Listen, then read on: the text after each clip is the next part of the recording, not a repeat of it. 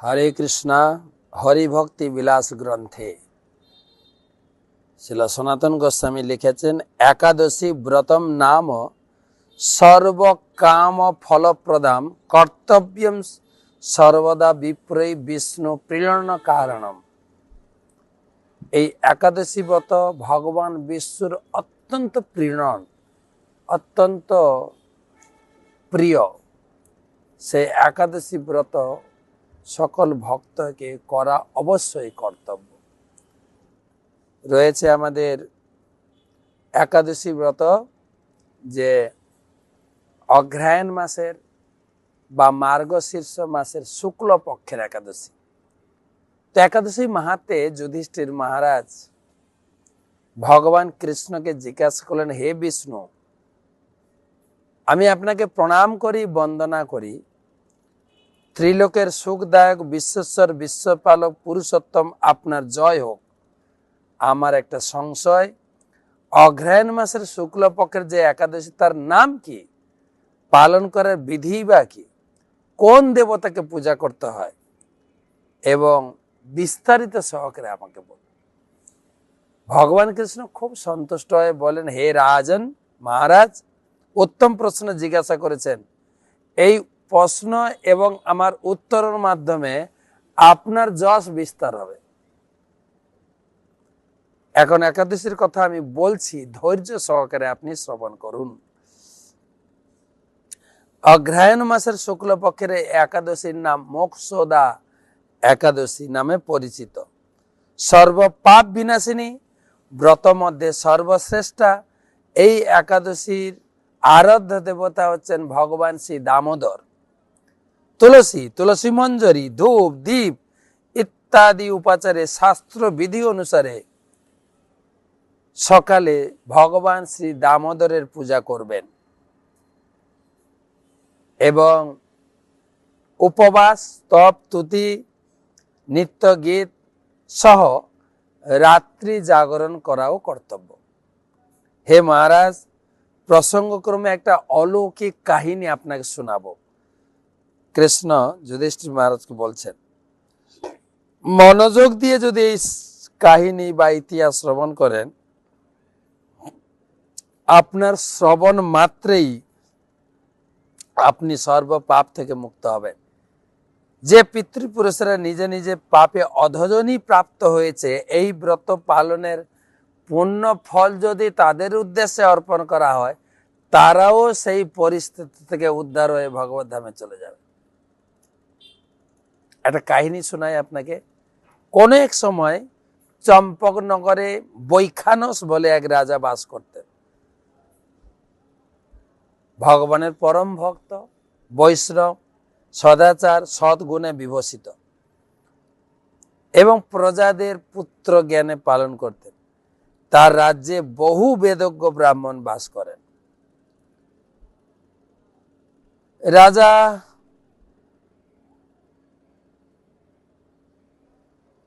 বেশ সমৃদ্ধিশালী।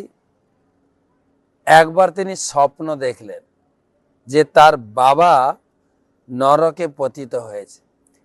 এই আশ্চর্যজনক স্বপ্ন দর্শন করে তিনি সমস্ত তার রাজ্যের ব্রাহ্মণদের ডাকলেন, তার স্বপ্নের বৃত্তান্ত শোনালেন এবং তার পিতা এটাও বলেছে, হে পুত্র, তুমি আমাকে এই দুঃখ নরক সমুদ্র থেকে উদ্ধার করো। আমি খুবই বিচলিত, মনে শান্তি পাচ্ছে না। আমার বাবা নরকে রয়েছে। আমার বাবাকে নরক থেকে উদ্ধারের উপায় কি?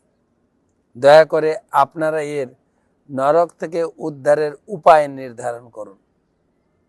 আমি পুত্র থাকা সত্ত্বেও বাবা নরকে দুঃখ কষ্টে ভোগ করবে,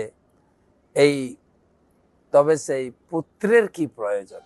পুত্র যদি তার পিতা মাতাকে উদ্ধার করতে না পারে, সবে সে মূত্রের সমান। পুত্র মূত্র, মা বাবার একই পথে নির্গত হয়। হে ব্রাহ্মণগণ, আপনারা এর উপায় বিধান করুন। আপনারা বেদজ্ঞ, শাস্ত্র জ্ঞানে পারদর্শী।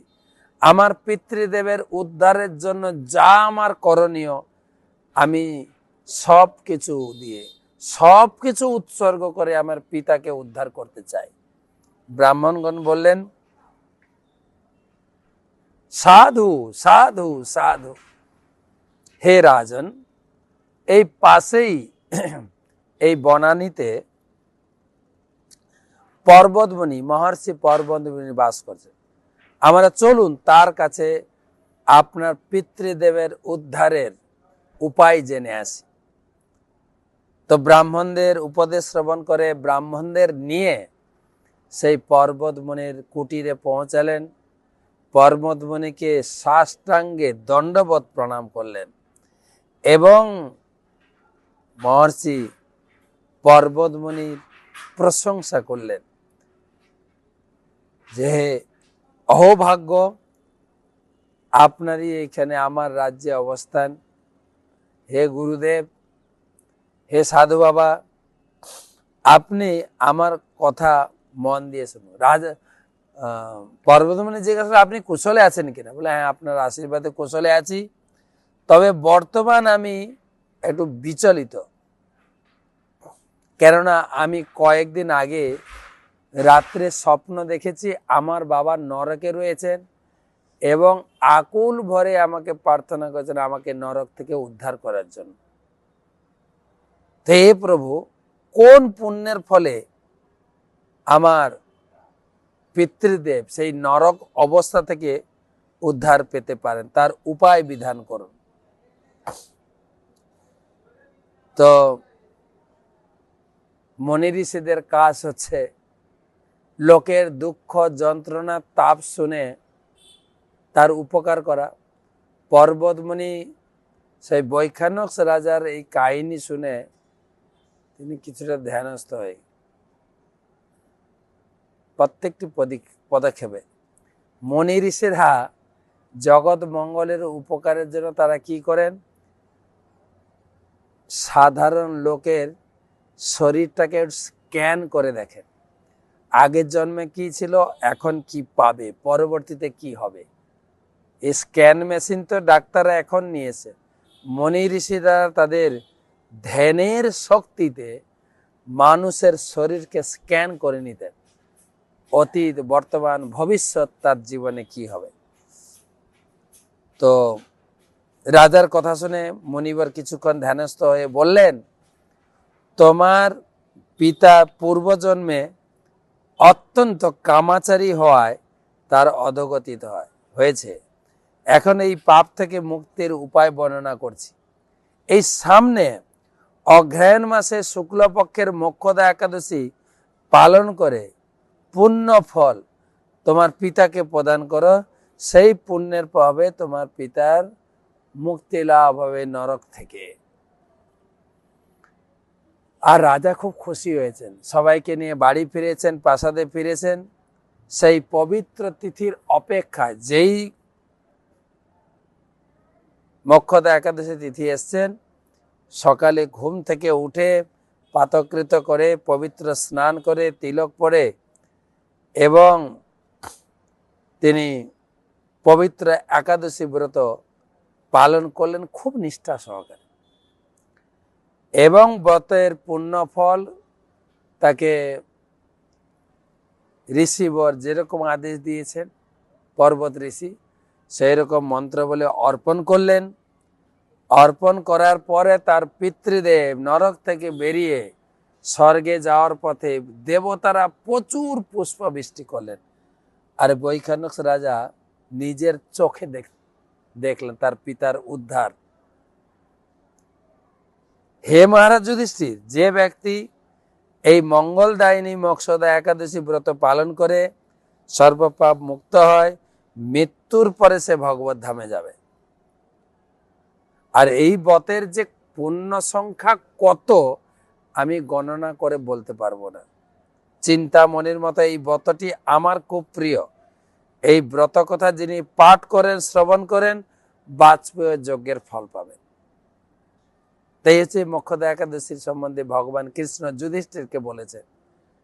হ্যাঁ, প্রতিবারের মতো যেরকম আপনারা ব্রত করেন, আপনারা সকালে উঠে যারা নিয়মিত একাদশী করেন ঠিক আছে, যারা একাদশী কি বল যারা বৈষ্ণব দীক্ষিত ঠিক আছে, যারা এমনি একাদশী করেন হয়তো প্রতিদিন মাছ মাংস খান, একাদশীর আগের দিন খাবেন না, আর পরের দিনটা ব্রত করে সকালে ঘুম থেকে উঠে স্নান করবেন, মন্ত্র স্নান করবেন। ওম অপবিত্র পবিত্র বা, হাতে একটু জল নিয়ে অপবিত্র পবিত্র বা সর্ববস্থামগত পিবা যস্মরেত পুণ্ডরিকাক্ষম সবাদ জপন্তর সূচি ওম শ্রী বিষ্ণু ওম শ্রী বিষ্ণু ওম শ্রী বিষ্ণু করে চড়িয়ে দেবেন।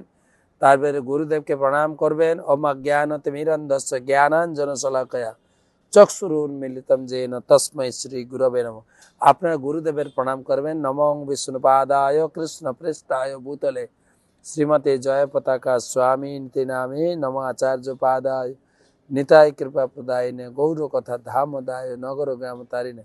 হাতে গণ্ডুসের জল নিয়ে সংকল্প করবেন। আর আরাধ্য দেবতাকে প্রণাম করেন। কোন বিগ্রহ আপনি পূজা করেন বাড়িতে, গৌর নিতাই আছে, রাধাকৃষ্ণ আছে, জগন্নাথ আছেন, সেই বিগ্রহের প্রণাম মন্ত্র করবেন। নম ব্রাহ্মণ দেবায় গো ব্রাহ্মণ হিতায় চ জগদ্ধিতায় কৃষ্ণায় গোবিন্দায় নমো নমঃ। তপ্ত কাঞ্চন গৌরাঙ্গী রাধে বৃন্দাবনেশ্বরী বৃষভানুসুতে দেবী প্রণমামি হরি প্রিয়ে। হাতে জল নেবেন। হরি ওম তৎসৎ ওম গোবিন্দ ওম গোবিন্দ ওম গোবিন্দ। অদ্য শ্রী শ্বেত বরাহ কল্পে বৈবস্বতে মন্বন্তরে অষ্টাবিংশতি কলিযুগ প্রথম পাদ জম্বু দ্বীপে ভারতবর্ষে ভারত খণ্ডে গঙ্গায়ং পূর্ব ভাগে, আমরা যেখানে আছি, নবদ্বীপ অন্তর্গত শ্রী মায়াপুর দক্ষিণায়নে মক্ষদা একাদশী তিথৌ সোমবারস অচ্যুত গোত্রস্য, নিজের নাম বলবেন, ভক্তি বিজয় ভাগবত স্বামী অচ্যুত গোত্রস্য শ্রীকৃষ্ণ প্রীতিকাম শুদ্ধ একাদশী ব্রত অহম করিষ্যে। অম তদ্বিষ্ণু পরমং পদম সদা পশ্যন্তি শ্রীদিব চক্ষুরা ততম তদ্বিপ্রস বিপন্না বজাগ্রিবংশ সবিন্দতে বিষ্ণুর্যৎ পরমং পদম। ওম হরে কৃষ্ণ কৃষ্ণ কৃষ্ণ হরে হরে, হরে রাম রাম রাম হরে হরে। এবার সংকল্প করবেন আপনি কত মালা জপ করবেন। তারপরে এই মক্ষদা একাদশী তিথি আছে গীতা জয়ন্তী, গীতার আবির্ভাব। বলে গীতার আবার আবির্ভাব হয় নাকি? হ্যাঁ, গীতার আবির্ভাব। ভগবান বলছেন একাদশী আমার প্রিয়, আর গীতা জয়ন্তী একাদশী তো আরো প্রিয়। কেননা ভগবান নিজে বলছেন, ভগবান উবাচ গীতা মে হৃদয়ং পার্থ গীতা মে সারমুত্তমম গীতা মে জ্ঞানমুত্তগ্রম গীতা মে জ্ঞান অব্যয়ম। গীতা আমার হৃদয়, গীতা আমার উত্তম স্বরূপ, গীতা আমার অত্যুগ্র জ্ঞান, গীতা আমার অব্যয় জ্ঞান। গীতা মে চোত্তম স্থানম গীতা মে পরমং পদম গীতা মে পরমম গুহ্যম গীতা মে পরম গুরু। গীতা আমার উত্তম স্থান, গীতা আমার পরম পদ, গীতা আমার পরম গোপনীয় বস্তু, বিশেষ কি গীতাই আমার পরম গুরু। গীতা স্বয়ং তিষ্ঠামি গীতা মে পরমম গৃহম গীতা জ্ঞানম সমাশ্রিত্য ত্রিলোকিম পালমাম্যহম। গীতা আশ্রয়ে আমি বর্তমান থাকি, গীতাই আমার পরম গৃহ, গীতা জ্ঞানকে আশ্রয় করি আমি এই ত্রিলোক পালন করি। সেই গীতার জ্ঞান ভগবান প্রকাশিত করেছিলেন সেই মক্ষদা একাদশী তিথিতে কুরুক্ষেত্রের রণাঙ্গনে। আর ব্যাসদেব বললেন এই গীতা যেহেতু ভগবানের মুখ নিঃসৃত বাণী, সর্বপনিষদ গাব দগ্ধা গোপাল নন্দন পার্থ বৎস সুধীর ভক্তা দুগ্ধম গীতামিতংমহম। এই গীতা হচ্ছে সমস্ত বেদের সার, অমৃতময় দুগ্ধ স্বরূপ। ভাগ্যবান ভাগবতী ব্যক্তিরাই সেই গীতার জ্ঞান পান করতে পারেন।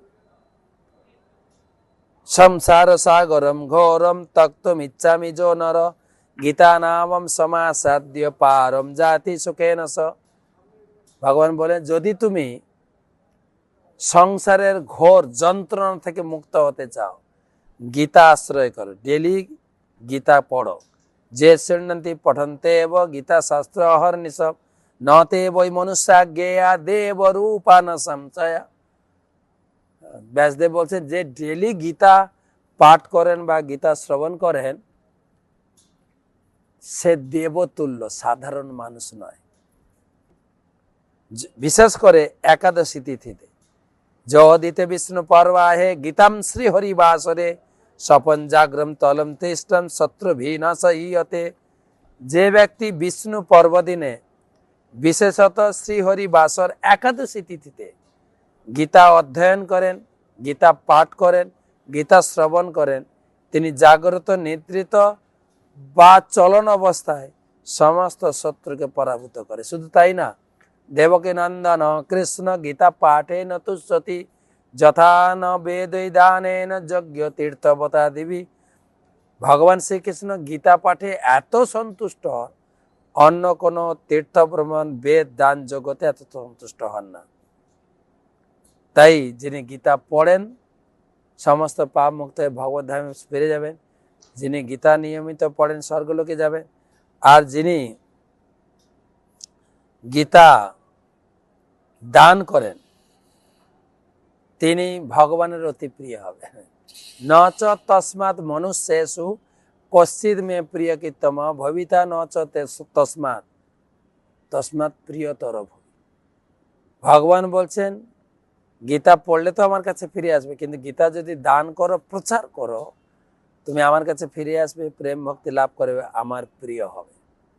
শুধু তাই না, আরেকটা শ্লোক পড়ে শোনায় গীতা দান করলে কি লাভ।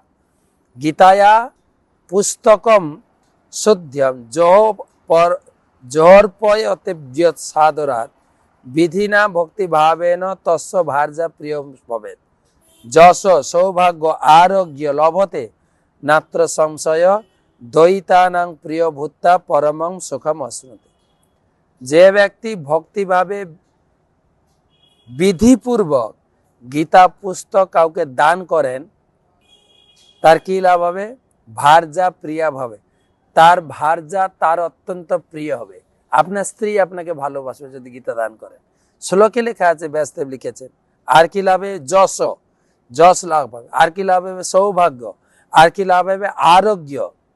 ন সংশয় দ্বৈতানাং প্রিয় ভিত্তা পরমং সুখম, এবং সকলের প্রিয় হয়ে এই জগতে নিবাস করবেন। যেখানে গীতা থাকে, গোপাল বালকৃষ্ণ অপি নারদ ধ্রুব পার্শ্বদই সহায়া জায়তে শীঘ্রম যত্র গীতা প্রবর্তন। যেখানে গীতা থাকে সেখানে নারদ ধ্রুব পার্শ্বদ সহ বাল গোপাল শ্রীকৃষ্ণ সেখানে বিরাজ করেন। যেখানে গীতা পাঠ হয় রাধা কৃষ্ণ বিরাজ। আরো অনেক কথা আছে। কমপক্ষে একাদশীর দিনে গীতা জয়ন্তীটা এরকম পালন করেন, যেরকম ব্রত করবেন, ব্রতের কথা বললাম, সংকল্পের কথা বললাম। তারপরে আপনি এক অধ্যায় গীতা পড়ুন। আমরা মায়াপুর টিভিতে চোখ রাখবে, সকাল 8টা থেকে 10:30 পৌনে 11টা পর্যন্ত 18 অধ্যায় গীতা পড়ব। যদি পুরো গীতা পড়তে পারেন বা গীতা জয়ন্তী উৎসবের দিন, নাহলে এক অধ্যায়, নাহলে একটা শ্লোক পড়বেন। এবং আপনার সামর্থ্য মতো গীতা দান করুন। গীতার দুটো কথা লোককে শোনান। যেভাবেই হোক একাদশী ব্রত এবং গীতা জয়ন্তী উৎসব পালন করে আপনি তার পূর্ণ ফল আপনার পূর্বজ যারা ছেড়ে চলে গেছে তাদের উদ্দেশ্যে নিবেদন করতে পারেন, এবং তাদের উদ্দেশ্যে নিবেদন, তারা উদ্ধার পাবে এবং আপনিও উদ্ধার পেয়ে ভগবত ধামে ফিরে যাবেন। তো পরের দিন আপনি পালন করবেন টাইম মতো। পালনটা গুরুত্বপূর্ণ। হ্যাঁ, আপনি হাতে প্রসাদ নেবেন পালন টাইম দেখে। কমপক্ষে জগন্নাথের একটু মহাপ্রসাদ চাল হাতে নেবেন, তুলসী নেবেন। কর্বিত দ্বাদশী মধ্যে তুলসী পার্শ্ব পারণম নৈবেদ্যম তুলসী মিশ্রম পাপ কোটি প্রণাশনম। তারপরে মহাপ্রসাদে গোবিন্দে মন্ত্র বলে প্রসাদ পাবেন। ভগবানের কাছে ক্ষমা চাইবেন। ব্রত পালন করতে গিয়ে যদি কোনো ত্রুটি বিচ্যুতি হয়, ভক্তিহীনম ক্রিয়াহীনম বিধি বিহিত বেদত বস্তুমাত্র বিহীনম যস্তু সম্পূর্ণ কুরু প্রভু তন্নাম উচ্চারণে নৈব সর্বপূর্ণম ভবে ধরে। এইভাবে আপনি প্রসাদ এক কোনা পেয়ে তারপরে ভালো করে রান্না করে অন্ন ডাল সবজি রুটি যা খান আপনি রান্না করে ভগবানকে ভোগ দিয়ে কিছু বৈষ্ণব ব্রাহ্মণকে ভোজন করিয়ে ব্রত সমাপন করবে। এটা হচ্ছে বিধি। আর যদি ব্রাহ্মণ বৈষ্ণব না পান, পাশাপাশি মন্দিরে ব্রাহ্মণ সেবার জন্য বা ঠাকুর সেবার জন্য কিছু টাকা পাঠিয়ে দেবে। সেইভাবে আমরা ব্রতের পূর্ণ ফল লাভ করতে পারবো। ভালো করে একাদশী ব্রত পালন করুন। ভগবান দামোদর, ভগবান গীতা বক্তা, ভগবান কৃষ্ণ আপনাদের এবং আপনার পরিবার, আত্মীয় স্বজন সবাইকে সুখে, শান্তিতে, আনন্দে রাখেন, সেই প্রার্থনা করি। মক্ষদা একাদশী তিথি কি যায়, গীতা জয়ন্তী মহোৎসব কি যায়।